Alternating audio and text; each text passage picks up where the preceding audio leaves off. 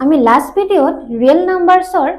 1 নম্বৰ কোৱেশ্চনৰ গুটেখিনি কোৱেশ্চন সলভ কৰিলো আৰু লগতে কিছুমান এক্সট্ৰা কোৱেশ্চন দিছিলো যদি তোমালোকে কোনোবাই সেই কোৱেশ্চনখিনি কৰা নাই তেনেহলে কৰিবা আৰু কমেন্টত এনসাৰবোৰ জনাবা এতিয়া আমাৰ বাকি থাকিলে 2 ৰ পৰা 7 লৈ কোৱেশ্চন সো 2 নম্বৰ কোৱেশ্চনটোৰ কাৰণে আমি প্ৰথমে আসামিজ মিডিয়ামৰ কাৰণে লিখি লম তাৰপিছত ইংলিশ মিডিয়ামৰ কাৰণে লিখিম ঠিক আছে সো চোৱা তো 2 নম্বৰ কোৱেশ্চনত আমাক কৈছে যে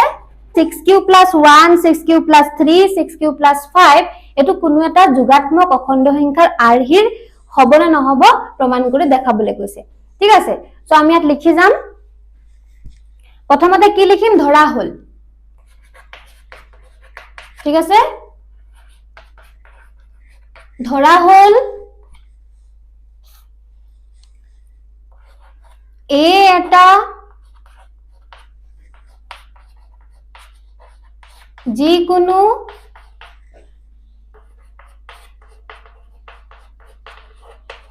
যোগাত্মক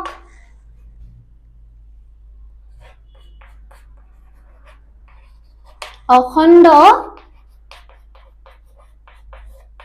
সংখ্যা এটা যিকোনো যোগাত্মক অখণ্ড সংখ্যা এতিয়া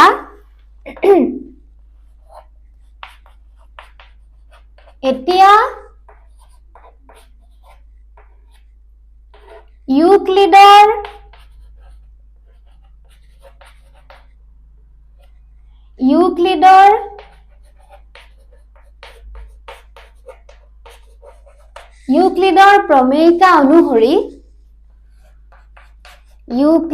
প্ৰমেয়িকা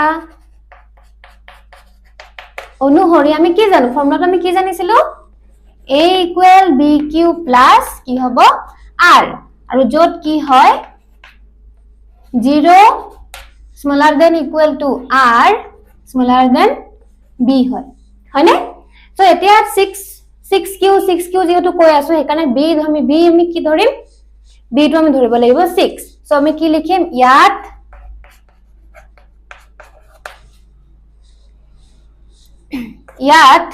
b equal কি ধৰিম 6 ধৰিম আৰু যদি r equal 0, 1, 2, 3, 4, 5 হয় তেন্তে কি হ'ব a equal কি হ'ব এবাৰ যদি আমি r equal 0 ধৰো a equal কিমান হ'ব 6 তো তোমাৰ b ৰ জায়গাত আহি যাব q তো কি হ'ব q তো q এ থাকিব প্লাস r ৰ জায়গাত কি আহি যাব 0 প্ৰথম 0 ধৰিছো সো ইকুৱেল কি হ'ব 6q ঠিক তেনেকে a equal যদি আমি r1 ধৰো তেতিয়া কি হ'ব 6q plus 1 a equal যদি r আমি 2 ধৰো 6q plus 2 যদি আমি r equal 3 ধৰো 6q plus 3 a equal 6q plus 4 যেতিয়া কেতিয়া হ'ব যেতিয়া r equal 4 হ'ব আৰু যেতিয়া r equal 5 হ'ব তেতিয়া হ'ব কি 6q plus 5 ঠিক আছে সো এটা হৈ গল আমাৰ ইমানলৈকে লিখা এতিয়া আমি কি লিখিম এতেকে এই কোণত লিখি দিছো দেই এতেকে a এটা অযুগ্ম অখণ্ড সংখ্যা এটা অযুগ্ম অখণ্ড সংখ্যা আৰু 6q plus 2 6q plus 4 দুইৰে কি হয় বিভাজ্য হয় হয়নে দুইৰে কি হয় বিভাজ্য হয় এতেকে ইয়াত যেহেতু বুলি লিখি লবা ইয়াত এতেকে নালাগে যেহেতু বুলি লিখিবা দে যেহেতু এই এটা অযুগ্ম অখণ্ড সংখ্যা আৰু 6q plus 2 6q plus 4 দুইৰে বিভাজ্য এতেকে A does not equal 6q. A does not equal 6q plus 2 আৰু a does not equal 6q plus 4 ঠিক আছে তাৰ মানে এগিটা কি হ'ব অযুগ্ম নহব কাৰণ কেলে যেহেতু a এটা অযুগ্ম অখণ্ড সংখ্যা কিন্তু আমি ইয়াত কি কৰিছো দুইটা বিভাজ্য মানে কি যুগ্ম হৈ যাব হেকানে a লগত এগিটা কি হয় নিমিলিব হয় নে সো আমি কি লিখিম does not equal 4 গতিকে কি হ'ব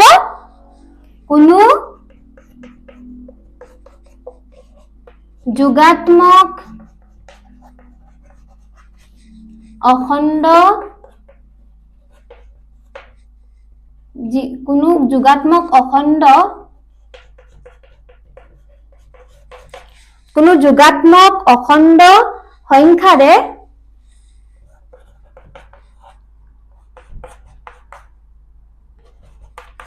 আৰহি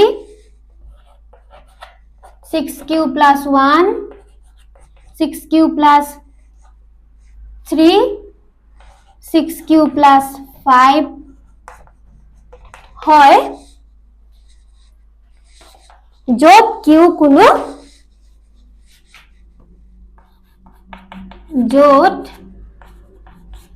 q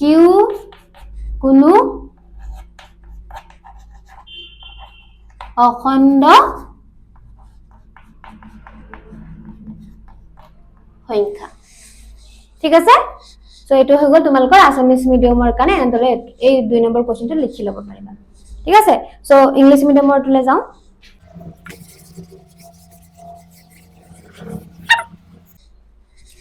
ইংলিশ মিডিয়ামৰ কাৰণে আমি কি লিখিম let a is the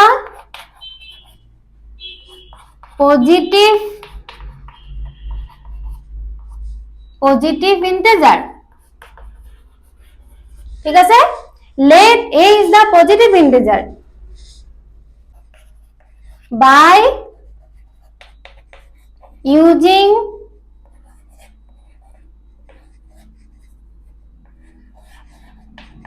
Euclid's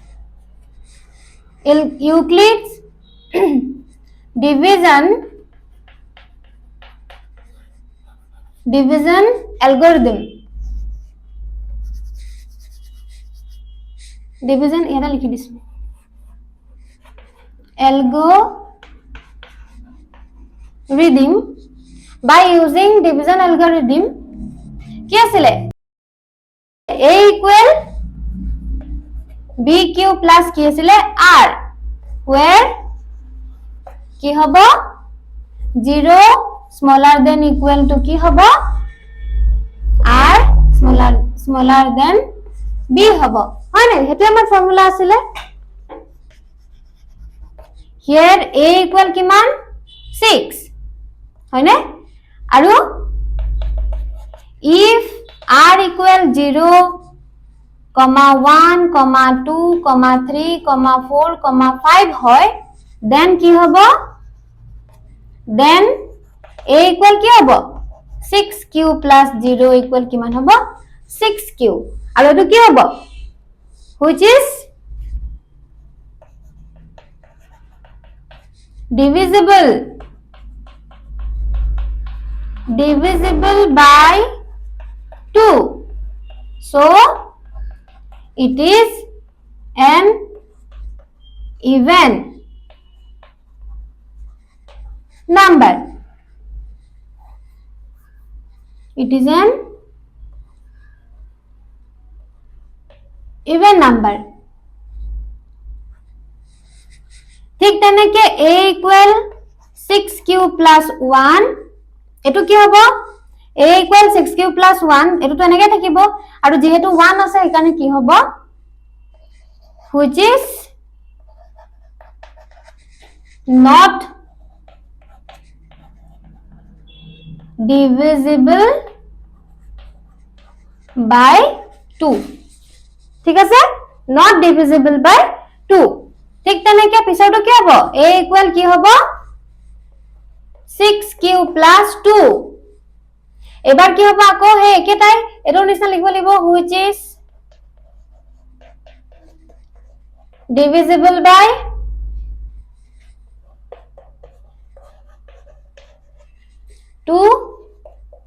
it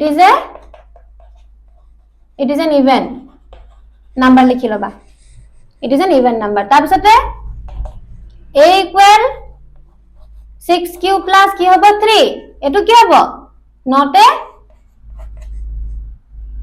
not divisible by 2